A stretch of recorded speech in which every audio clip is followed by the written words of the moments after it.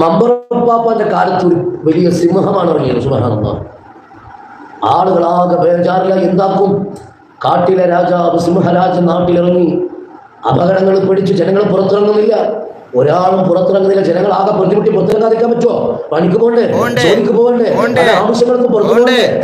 അപ്പൊ സിംഹം ഇറങ്ങിയതായി ന്യൂസ് കണ്ടു. പള്ളിയിൽ നിന്നൊക്കെ വിളിച്ചു പറഞ്ഞു, മൈക്ക് കെട്ടി ആളുകളോട് വിവരങ്ങളൊക്കെ പറഞ്ഞ് പുറത്തിറങ്ങണ്ട. ആളുകളാകെ കുടുങ്ങിപ്പോയി. അപ്പോഴാണ് മമ്പുറത്ത് തങ്ങൾ ഉപ്പാപ്പ വന്നു. ഈ ആളുകൾ എന്തൊക്കെയോ ഒരു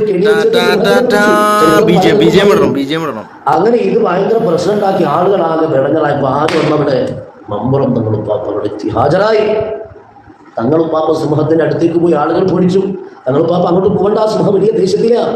തങ്ങൾ ഉപ്പാപ്പ ഒന്നും മിണ്ടിയില്ല. തങ്ങൾ ഉപ്പാപ്പ നേരെ സിംഹത്തിന്റെ അടുത്ത് പോയി സിംഹത്തിനോട് മുഖത്ത് നോക്കി പറഞ്ഞു, അടങ്ങിയിരിക്കണം അവിടെ നിന്ന്. നിങ്ങൾ ആ സിംഹം ഗർജിക്കുന്ന സിംഹത്തിന്റെ അടുത്ത് പോയിട്ട് ധൈര്യത്തോടെ മമ്പുറത്തെ തങ്ങൾ പറയണം, അടങ്ങിയിരിക്കണം അവിടെ. നമുക്ക് പറയാൻ പറ്റുമോ? നമ്മൾ പറയും ആരോട്? ചെറിയ മക്കളോട് അല്ലേ? അവരോട് നമുക്ക് ധൈര്യമായിട്ട് ചൂടാവാം, തിരിച്ചു ചൂടാവില്ല. നമ്മൾ അവരുടെ മുമ്പിൽ ഭയങ്കര സെറ്റപ്പാ. ബാക്കിയുള്ളവരോട് പറയാൻ നമുക്ക് പേടിയാ, അടിയിട്ടു. ഇത് മമ്പുറത്തങ്ങൾ ഉപ്പാപ്പ സിംഹത്തിന്റെ അരികിൽ വന്നിട്ട് സിംഹത്തിനോട് പറഞ്ഞു, അടങ്ങിയിരിക്കാൻ പറഞ്ഞു. ഇവിടെ ആളുകൾക്ക് പ്രശ്നങ്ങൾ ഉണ്ടാക്കരുത്, ആളുകൾക്ക് ബുദ്ധിമുട്ടുണ്ടാകരുത്. അതുകൊണ്ട് സിംഹമേ നീ അടങ്ങിയിരിക്കുന്നു പറഞ്ഞു. ആര്? മമ്പുറത്തങ്ങൾ ഉപ്പാപ്പ. സിംഹം എന്തായി? ഒരു പൂച്ചക്കുട്ടീനെ പോലെ ഉപ്പാപ്പാന്റെ മുന്നിൽ മുട്ടുകുത്തിയിരുന്നു. മുമ്പിനിങ്ങളെ മാഷാ അല്ലാഹ്. ഇതൊക്കെ കെട്ടുകഥല്ല, അങ്ങനെ ചിന്തിക്കാൻ തന്നെ പാടില്ല. ചിന്തിക്കാൻ പാടില്ല എന്നാ. ചിന്തിക്കാൻ പോയിട്ട് ആ ചിന്തിക്കണോ വേണ്ടേന്ന് പോലും ചിന്തിക്കാൻ പാടില്ല. നിങ്ങൾ ആർക്കും സംശയങ്ങളൊന്നും ഇല്ലല്ലോ അല്ലേ? വിശ്വസിച്ചില്ല ഇതല്ല. ഇതൊക്കെ കേട്ടിട്ട് ഇങ്ങനെ തൊള്ളയും പൊളന്ന് വെച്ച് ഉമ്മാരെ മുന്നിൽ ഇങ്ങനെ ഇരുന്നിട്ട് ഇതെല്ലാം കേട്ടിട്ട് വിശ്വസിച്ചിട്ട് മാഷല്ലാഹ് അല്ലാഹു അക്ബർ എന്നൊക്കെ പറയുന്ന കുറച്ച് എണ്ണം ഉണ്ട്. തലയിൽ കളിമണ്ണും ചകരിച്ചോറും വെച്ചിട്ടുള്ള കുറേ എണ്ണം. ഇവന്മാരെ പറഞ്ഞാൽ മതി ഇതിനൊക്കെ. ഇത് മാത്രമല്ല, കഥ ഇത് കഴിഞ്ഞിട്ട് വേറെ ഉണ്ട് കേട്ടാ.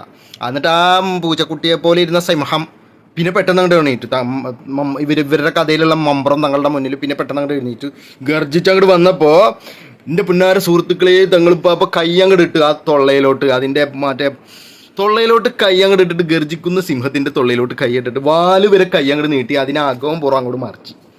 അറിയോ നിങ്ങൾ? മമ്പുറം തങ്ങൾ ചെയ്തതാണ്. ഉസ്താദ് പറയാൻ മറന്നാണ് ഈ കഥ.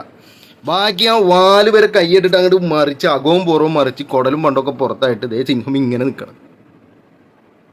ഇത് ഉസ്താദ് പറയാൻ വിട്ടുപോയി അല്ലേ? തലകെട്ടുകാരാ മോയന്താ, ആ പുറകെ വരുന്നുണ്ട്. ഈ ഒരു കഥയും കൂടെ നിങ്ങളെ വിശ്വസിച്ചേ പറ്റൂ. എന്നിട്ട് മാഷാ അല്ലാഹ് എന്ന് പറയണോട്ടാ. ഇതിനൊക്കെ ഇമാതിരി നിലവാരമേ ഉള്ളൂ. ഇതിനാ ഉണ്ടങ്ങടി ചെന്നിട്ടുണ്ടല്ലോ, 8 പേരെ തുളച്ചിട്ട് 9ാമതിനൊരാളുണ്ടാന്ന് ഉണ്ട നോക്കി നിൽക്കിട്ട് ആ സമയത്ത് ഉണ്ട ചമ്മിപ്പോയി. അവിടുന്ന് ആ ഉണ്ട ചമ്മൽ സഹിച്ചിട്ടുണ്ട്. അവിടെ നിന്ന് പാഞ്ഞിട്ട് പിന്നെ നമ്മുടെ അതും കൂടെ വിശ്വസിച്ചൂടെ? ഇതിനൊക്കെ ഇമാതിരി നിലവാരമേ ഉള്ളൂ. ഇവന്മാരെ കൊണ്ട് വല്ലാത്ത ശല്യം. പറയിപ്പിക്കലടോ, പറയിപ്പിക്കല്ലേ. പോ, നിർത്തിപ്പോയതല്ല.